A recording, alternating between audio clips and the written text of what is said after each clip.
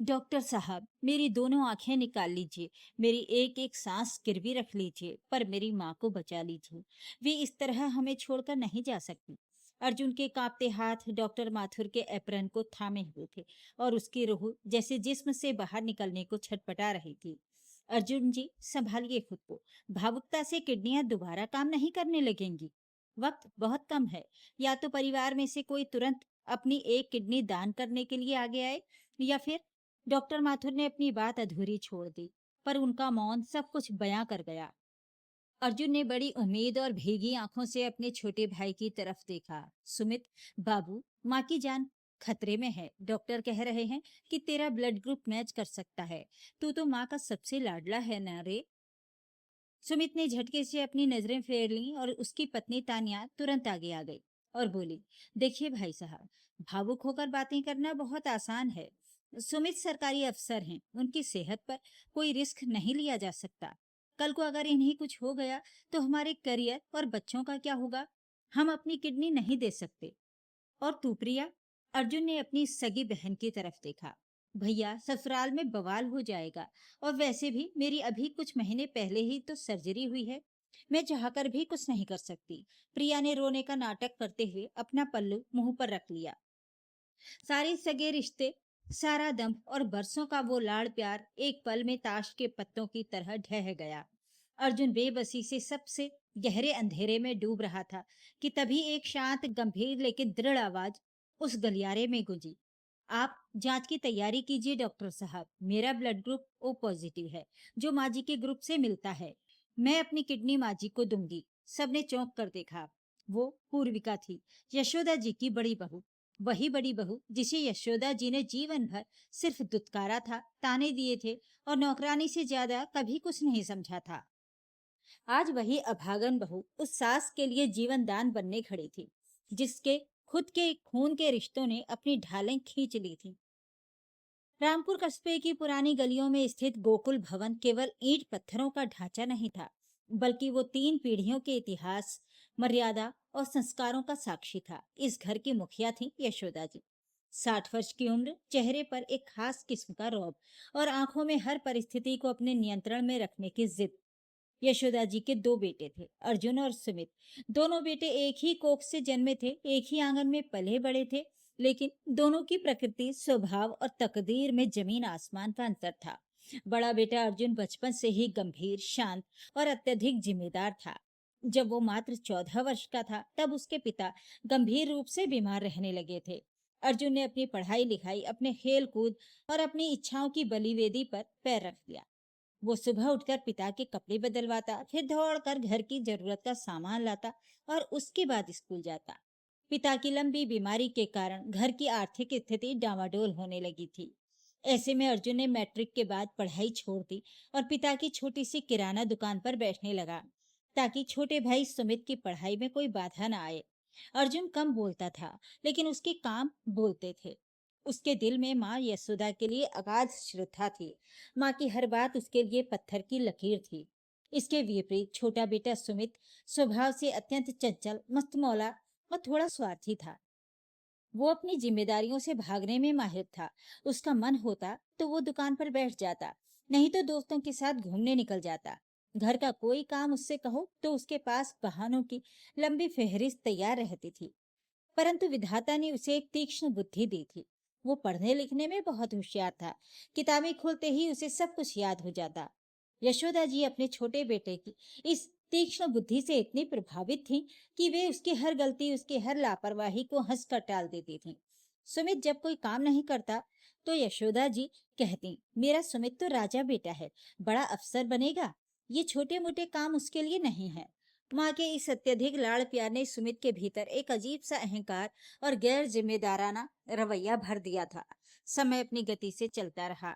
अर्जुन ने अपनी दिन रात की कड़ी मेहनत, ईमानदारी और ग्राहकों के प्रति मधुर व्यवहार के बल पर उस छोटी सी किराना दुकान को एक बड़े डिपार्टमेंटल स्टोर में बदल दिया। कस्बे में अर्जुन की ईमानदारी की मिसालें दी जाती थीं। व्यापार अच्छा चलने लगा था और घर में पैसों की तंगी दूर हो चुकी थी। दूसरी ओर सुमित ने अपनी उच्च शिक्षा पूरी की और एक प्रतिष्ठित प्रतियोगी परीक्षा उत्तीर्ण करके सरकारी विभाग में एक अच्छे पद पर नियुक्त हो गया। पूरे कस्बे में यशोदा जी की छाती गर्व से चौड़ी हो गई। वे हर आने जाने वाले से कहने, देखा मेरे सुमित को, पूरे जिले में नाम रोशन कर दिया, सरकारी अफसर है मेरा बच्चा। अर्जुन की मेहनत जिसके दम पर सुमित पढ़ पाया था, उसे यशोदा जी ने एक सहज कर्तव्य मानकर भुला दिया। अब दोनों बेटे जवान हो चुके थे और दोनों के विवाह का समय आ गया था। यशोदा जी ने बड़े चाव से दोनों की शादियां की। अर्जुन का विवाह एक सीधे साधे परिवार की संस्कारी लड़की पूर्विका से हुआ। पूर्विका बहुत ज्यादा पढ़ी लिखी तो नहीं थी, लेकिन वो घर गृहस्थी के कामों में अत्यंत निपुण, सहनशील और बड़ों का आदर करने वाली थी। वो आते ही घर की जिम्मेदारियों में इस तरह रम गई जैसे वो हमेशा से इसी घर का हिस्सा हो। सुमित का विवाह शहर की एक मॉडर्न, उच्च शिक्षित और तेज तर्रार लड़की तानिया से हुआ। तानिया देखने में सुंदर थी, लेकिन स्वभाव से बेहद चतुर, चालाक और मतलब परस्त थी। उसे अपनी शिक्षा और सुमित के सरकारी पद का बहुत घमंड था। घर में दोनों बहुओं के आने के बाद गोकुल भवन का माहौल बदलने लगा। संयुक्त परिवार होने के कारण रसोई एक ही थी, लेकिन काम का बंटवारा बिल्कुल असमान था। तानिया सुबह देर से उठती और सीधे नाश्ते की मेज पर आकर बैठ जाती। यदि यशोदा जी उससे कुछ कहती, तो वो तुरंत सिरदर्द या थकान का बहाना बना देती, या फिर अपनी बड़ी बड़ी डिग्रियों का वास्ता देकर कहती, माँ जी, मैंने ये सब काम करने के लिए पढ़ाई नहीं की है। यशोदा जी भी अपनी छोटी बहू की इस धमक के आगे नतमस्तक हो जाती। वे तुरंत पूर्विका को आवाज लगाती, पूर्विका, अरे ओ पूर्विका, जरा तानिया के लिए चाय बना देना, बेचारी के सिर में दर्द है। और हाँ, दोपहर के खाने में उसकी पसंद की पनीर की सब्जी ही बनाना। पूर्विका सब कुछ चुपचाप सहती। वो सुबह 5 बजे उठती, पूरे घर की सफाई करती, सबके लिए चाय नाश्ता बनाती और फिर दोपहर के भोजन की तैयारी में जुट जाती। तानिया पूरे दिन अपने कमरे में या तो फोन पर व्यस्त रहती या फिर ऑनलाइन शॉपिंग करती। शाम को जब सुमित ऑफिस से आता, तो तानिया उसके साथ साथ धजकर घूमने निकल जाती। यशोदा जी को तानिया की इस जीवन शैली में कोई बुराई नजर नहीं आती थी, बल्कि वे कहती, शहर की लड़की है, बड़े घर की है, उसका रहन सहन तो ऐसा ही होगा। लेकिन वहीं पूर्विका अगर कभी थक कर दोपहर में आधा घंटा आराम कर लेती, तो यशोदा जी के ताने शुरू हो जाते, दिन भर सोती रहती है, भाग्य फूट जाता है ऐसे आलसी लोगों से। यशोदा जी के मन का पक्षपात अब धीरे धीरे आर्थिक मामलों में भी दिखने लगा था। संयुक्त परिवार के नियम के अनुसार घर का सारा खर्च अर्जुन की दुकान की कमाई से चलता था। राशन का सामान, बिजली का बिल, नौकरों की तनख्वाह, यहाँ तक कि मेहमानों के आने जाने का खर्च भी अर्जुन ही उठाता था। सुमित की सरकारी नौकरी की पूरी तनख्वाह उसके और तानिया के निजी बैंक खातों में जमा होती थी। सुमित घर के खर्च में 1 रुपया भी नहीं देता था। यदि कभी अर्जुन को पैसों की सख्त जरूरत होती और वो माँ से कहता, तो यशोदा जी बिफर जाती। सुमित तो अभी नया नया नौकरी पर लगा है, उसे अपने भविष्य के लिए शहर में घर लेने के लिए पैसे जोड़ने हैं। तेरी तो इतनी बड़ी दुकान चलती है, तू क्यों छोटे भाई के पैसों पर नजर रखता है। पूर्विका ये सब बहुत बारीकी से देखती थी। वो यशोदा जी की इस चालाकी और पक्षपात को पूरी तरह समझ चुकी थी।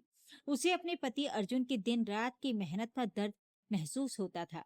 अर्जुन सुबह दुकान जाता और रात को देर से थका हारा लौटता। उसके पैरों में सूजन आ जाती थी, लेकिन वो कभी उफ नहीं करता था। एक रात जब बच्चे सो गए, तो पूर्विका ने अर्जुन के पैर दबाते हुए दबी जुबान में अपनी चिंता व्यक्त की। सुनिए जी, मैं कुछ कहना चाहती हूँ, अगर आप बुरा ना माने तो। पूर्विका ने झिझकते हुए कहा। हाँ पूर्विका, कहो क्या बात है, तुम इतनी गंभीर क्यों हो। अर्जुन ने आंखें बंद किए हुए ही पूछा। जी, बात हमारे घर की व्यवस्था की है। माँ जी, सारा का सारा खर्च आपकी ही कमाई से चला रही हैं। सुमित की इतनी अच्छी तनख्वाह है, लेकिन वे घर में एक ढेला भी नहीं देते। तानिया रोज नए नए कपड़े और गहने खरीदती है, और हमारे बच्चों के भविष्य के लिए हमारे पास 1 रुपया भी अलग से नहीं बच पा रहा है। हमें अपने बच्चों की पढ़ाई, उनकी शादियों के लिए कुछ बचत करनी चाहिए। आप माँ जी से इस बारे में बात क्यों नहीं करते। पूर्विका ने अपनी पूरी हिम्मत जुटाकर कहा। अर्जुन ने तुरंत अपनी आंखें खोली और उठकर बैठ गया। उसका चेहरा गंभीर हो गया। उसने पूर्विका की तरफ देखा और थोड़े सख्त लहजे में कहा, पूर्विका, मुझे तुमसे ऐसी उम्मीद नहीं थी। सुमित मेरा छोटा भाई है, बेटे जैसा है। अगर आज वो कामयाब हो गया है, तो इसमें पूरे परिवार का गौरव है। माँ जो भी निर्णय लेती हैं, सोच समझकर ही लेती हैं। पैसा तो आज है कल नहीं है, लेकिन परिवार का प्यार और एकता दोबारा नहीं मिलती। तुम इस घर की बड़ी बहू हो, तुम्हारा दिल बड़ा होना चाहिए। आज के बाद पैसों को लेकर भाई भाई में दरार डालने की कोशिश मत करना। हम जैसा चला रहे हैं वैसा ही ठीक है। मुझे अपनी मेहनत पर भरोसा है। पूर्विका अर्जुन के इस जवाब से अवाक रह गई। उसने देखा कि उसके पति के मन में परिवार और माँ के प्रति जो अंधभक्ति थी, उसके आगे कोई भी तर्क बेअसर था। उसने एक लंबी सांस ली और चुप हो जाना ही बेहतर समझा। वो समझ गई कि अर्जुन को सच्चाई तभी दिखेगी जब वक्त खुद उसकी आंखों से पट्टी हटाएगा।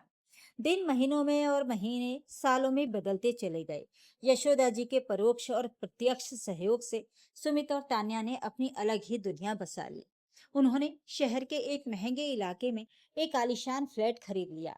जब फ्लैट की रजिस्ट्री हुई तो यशोदा जी ने पूरे कस्बे में मिठाइयां बंटवाई। वे कहती फिरती, देखा मेरे छोटे बेटे का रुतबा, शहर में कोठी ले ली उसने। लेकिन किसी ने ये नहीं पूछा कि उस कोठी को बनाने के लिए जो पैसे सुमित ने बचाए थे, वे इसलिए बच पाए थे क्योंकि गोकुल भवन में उसके हिस्से की दाल रोटी भी अर्जुन की कमाई से आ रही थी। यशोदा जी अक्सर सुमित के घर शहर रहने चली जाती थी। वहां तानिया उन्हें बड़े बड़े होटलों में खाना खिलाती, मॉल में शॉपिंग कराती। यशोदा जी गदगद हो जाती। जब वे वापस रामपुर आती तो पूर्विका को नीचा दिखाने का कोई मौका नहीं छोड़ती। तानिया तो साक्षात लक्ष्मी है, मुझे पलकों पर बिठाकर रखती है। और एक तुम हो, सुबह से शाम तक बस चूल्हा चौका ही संभाल सकती हो, कभी चार लोगों के बीच उठने बैठने के सलीके नहीं सीख पाई। पूर्विका चुपचाप इन तानों को अपने भीतर भीतर पी जाती। उसकी आंखों से आंसू गिरते तो वो उन्हें साड़ी के पल्लू से पोंछकर फिर से काम में लग जाती। इसी बीच यशोदा जी की बेटी प्रिया की शादी भी एक अच्छे घर में हो गई। प्रिया भी अपनी माँ के नक्शे कदम पर चलती थी।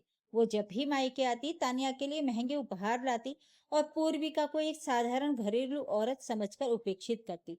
पूरा घर एक तरफ था और अर्जुन पूर्विका का मौन समर्पण एक तरफ। कहते हैं कि वक्त हमेशा एक जैसा नहीं रहता। सुख और दुख, मान और अपमान का चक्र घूमता रहता है।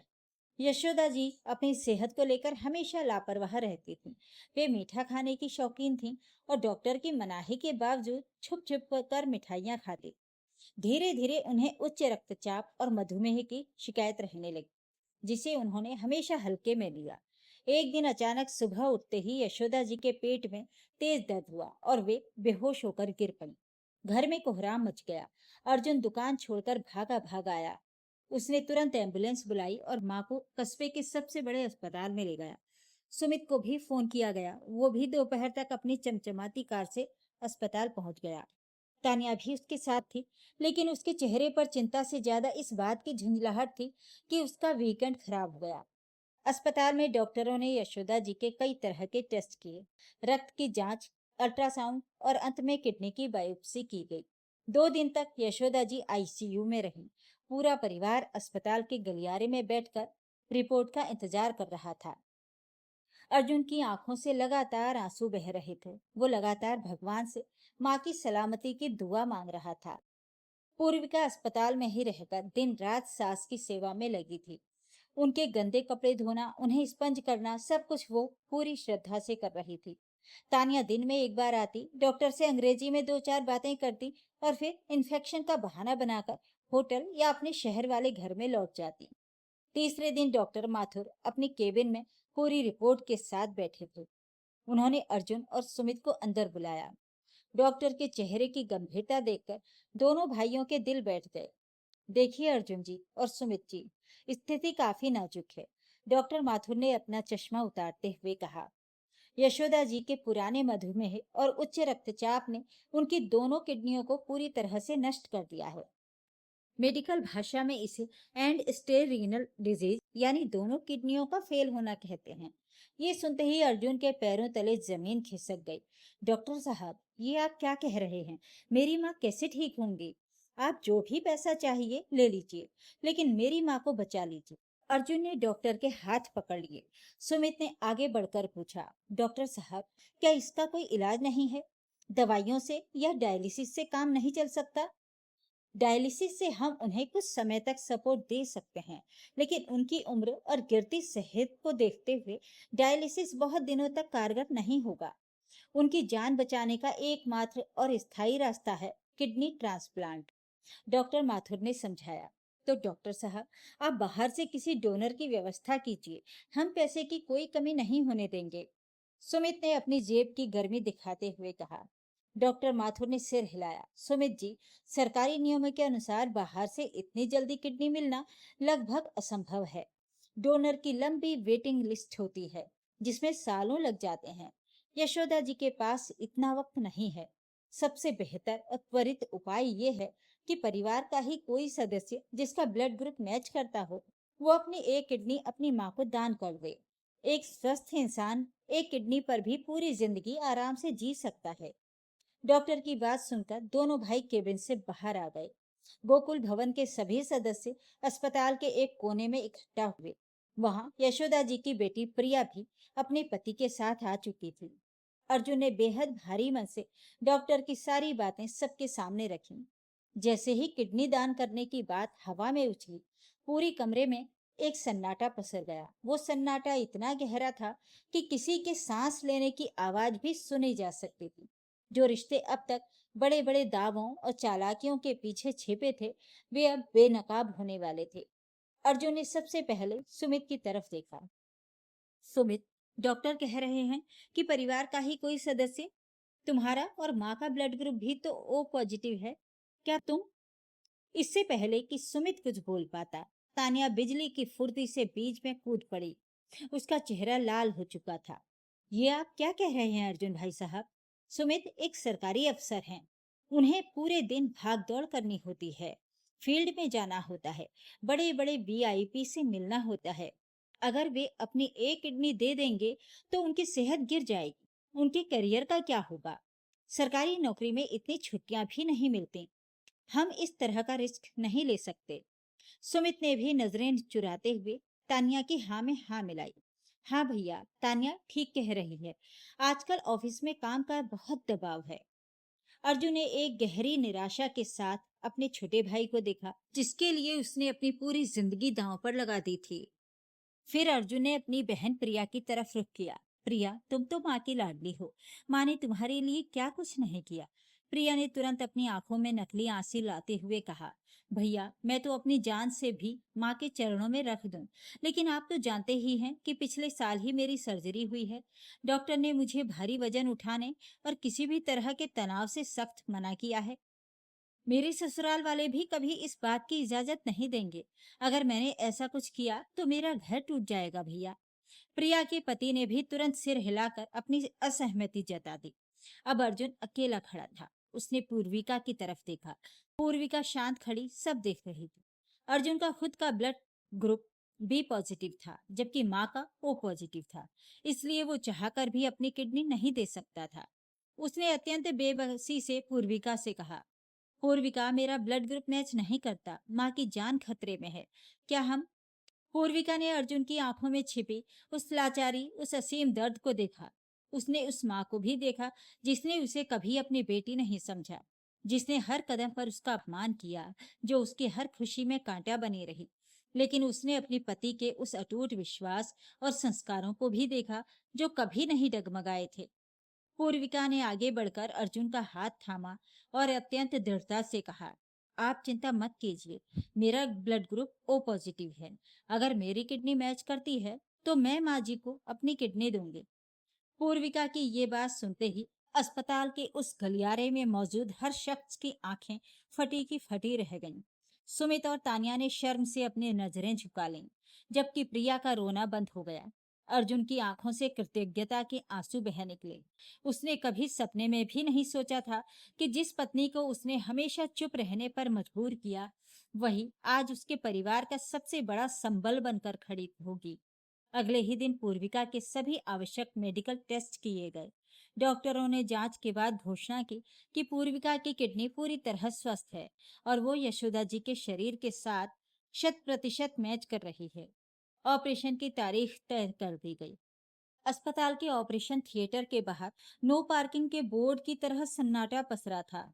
अंदर दो जिंदगियां दांव पर लगी थीं। एक वो जिसने जीवन भर पक्षपात और अहंकार की राजनीति की थी, और दूसरी वो जिसने केवल त्याग, सहिष्णुता और प्रेम का मार्ग चुना था। लगभग 6 घंटे लंबे चले इस जटिल ऑपरेशन के बाद डॉक्टर माथुर बाहर आए। उनके चेहरे पर एक संतोषजनक मुस्कान थी। बधाई हो अर्जुन जी, ऑपरेशन पूरी तरह सफल रहा है। पूर्विका जी ने अपनी एक किडनी देकर अपनी सास को नया जीवन दिया है। दोनों अब खतरे से बाहर हैं। डॉक्टर के ये शब्द सुनते ही अर्जुन घुटनों के बल बैठ गया और ईश्वर का धन्यवाद करने लगा। सुमित और तानिया वहां खड़े तो थे, लेकिन वे किसी बुत की तरह बेजान लग रहे थे। उनके भीतर का अपराध बोध उन्हें कचोट रहा था। 2 दिन बाद यशोदा जी को होश आया। उन्हें आईसीयू से नॉर्मल वार्ड में शिफ्ट कर दिया गया। उनके ठीक बगल वाले बेड पर पूर्विका भी लेटी हुई थी। उसके पेट पर टांकों का गहरा घाव था, लेकिन उसके चेहरे पर एक अलौकिक शांति थी। यशोदा जी ने धीरे धीरे अपनी आंखें खोली। कमरे में धुंधली रोशनी थी। उन्होंने देखा कि उनके सिरहाने अर्जुन बैठा था। उसकी आंखें सूजी हुई थी। सुमित और तानिया कमरे के एक कोने में खड़े थे, जैसे कोई अपराधी कटघरे में खड़ा हो। यशोदा जी ने कमजोर आवाज में पूछा, अर्जुन, मैं बच गई? मुझे किसने बचाया? अर्जुन ने माँ का हाथ अपने हाथों में लिया और अपनी रूंधी हुई आवाज में कहा, माँ, आप बिल्कुल ठीक हैं। डॉक्टर ने कहा था कि आपकी दोनों किडनियां फेल हो चुकी थीं। आपको एक नई किडनी की जरूरत थी। यशोदा जी ने तुरंत कोने में खड़े सुमित की तरफ देखा। उनकी आंखों में एक उम्मीद की किरण जागी। सुमित, मेरे बच्चे, तूने अपनी माँ को अपनी किडनी दे दी। मुझे पता था मेरा राजा बेटा अपनी माँ को कभी कुछ नहीं होने देगा। सुमित ने जैसे ही ये सुना वो फूट फूट कर रो पड़ा। वो अपनी माँ के पास जाने की हिम्मत भी नहीं जुटा पा रहा था। उसने अपना सिर झुका लिया और बोला, नहीं माँ, मैं आपका गुनहगार हूँ। मैंने मैंने अपनी नौकरी, अपनी सेहत और तानिया के कहने पर अपने कदम पीछे खींच लिए। मैंने आपको अपनी किडनी नहीं दी माँ। यशोदा जी को जैसे कोई बहुत बड़ा झटका लगा। उनका वो भ्रम, वो अहंकार, जिसे उन्होंने जीवन भर पाला था, ताश के पत्तों की तरह ढह गया। उन्होंने कांपती आवाज में पूछा, तो फिर प्रिया ने दी होगी, मेरी बेटी। अर्जुन ने धीरे से अपना सिर हिलाया और अपनी उंगली बगल के बेड की तरफ उठा दी, जहां पूर्विका लेटी हुई थी। नहीं माँ, प्रिया भी अपने बहानों के पीछे छिप गई। आपकी जान इस घर की बड़ी बहू, आपकी इस बेकार बहू पूर्विका ने बचाई है। उसने अपनी परवाह किए बिना अपनी एक किडनी आपको दान कर दी। वही पूर्विका जिसे आपने कभी प्यार से गले नहीं लगाया, जिसे हमेशा ताने दिए, मेहमानों के सामने अपमानित किया। यशोदा जी ने धीरे से अपनी गर्दन घुमाई और पूर्विका की तरफ देखा। पूर्विका ने दर्द के बावजूद मुस्कुराते हुए अपनी सास को देखा और कहा, माँ जी, आप अब कैसी हैं? अब दर्द तो नहीं है ना? पूर्विका के इन शब्दों ने यशोदा जी के सीने में बरसों से जमी बर्फ को एक पल में पिघला दिया। उनकी आंखों से आंसुओं का सैलाब बह निकला। वे फूट फूट कर रोने लगी। वे अपने बेड से उठने की कोशिश करने लगी, लेकिन अर्जुन ने उन्हें संभाला। पूर्विका, मुझे माफ कर दे बेटी, मुझे माफ कर दे। यशोदा जी हाथ जोड़कर रो रही थी। मैं अंधी थी, मैं ममता के झूठे अहंकार में अंधी थी। जो मेरा अपना खून थे, वे वक्त आने पर पराये हो गए। और जिसे मैं हमेशा पराया समझती रही, अपमानित करती रही, वही साक्षात देवी बनकर मेरी जान बचा कर ले आई। मैंने तुम्हारे साथ बहुत बड़ा पाप किया है पूर्विका। भगवान मुझे कभी माफ नहीं करेगा। पूर्विका ने किसी तरह अपने बेड से सास का हाथ थाम लिया। माँ जी, ऐसा मत कहिए। आप इस घर की नींव हैं। अगर माँ कोई गलती भी करे तो बच्चे उससे नाराज नहीं होते। आप बस जल्दी से ठीक हो जाइए। घर पर गोकुल भवन आपका इंतजार कर रहा है। कमरे में मौजूद हर शख्स की आंख नम थी। सुमित और तानिया चुपचाप कमरे से बाहर निकल गए। उन्हें समझ में आ चुका था कि पैसों और ओहदे की चमक से रिश्तों की गर्माहट नहीं खरीदी जा सकती। यशोदा जी को एक नया जीवन मिला था, लेकिन उससे भी बड़ा बदलाव उनके भीतर आया था। उनके मन का पक्षपात हमेशा के लिए समाप्त हो चुका था। उन्हें समझ में आ गया था कि असली सोना कौन है और पीतल पर चढ़ी सोने की परत कौन सी है। सुमित और तानिया हमेशा के लिए उस घर से और यशोदा जी के दिल से नैतिक रूप से उतर चुके थे। अब वहां सिर्फ अर्जुन का समर्पण और पूर्विका के त्याग की गूंज थी। दोस्तों, क्या आज के समाज में भी माता पिता बच्चों की काबिलियत और उनके पैसों को देखकर अपना प्यार नहीं बांटते? क्या यशोदा जी जैसी माताओं का ये व्यवहार एक बच्चे को स्वार्थी और दूसरे को अत्यधिक पीड़ित नहीं बना देता? सुमित और तानिया के पास बड़ी डिग्रियां थी, अच्छा पद था, लेकिन वक्त आने पर वे पीछे हट गए। पूर्विका कम पढ़ी लिखी थी, लेकिन उसका दिल बड़ा था। हमारे समाज के लिए असली शिक्षित कौन है? डिग्री वाले स्वार्थी या संस्कारों वाली पूर्विका? अगर आप पूर्विका की जगह होते, जिसने जीवन भर सिर्फ अपमान और ताने सहे हों, तो क्या आप ऐसी सास को अपनी जिंदगी का इतना बड़ा दान करती? क्या पूर्विका का ये कदम सही था या उसने अपनी भलाई से ज्यादा झुकना स्वीकार किया? अपने विचार कमेंट करके जरूर बताइएगा। वीडियो को लाइक करें, शेयर करें और मेरे चैनल को सब्सक्राइब भी जरूर कर लीजिएगा। धन्यवाद।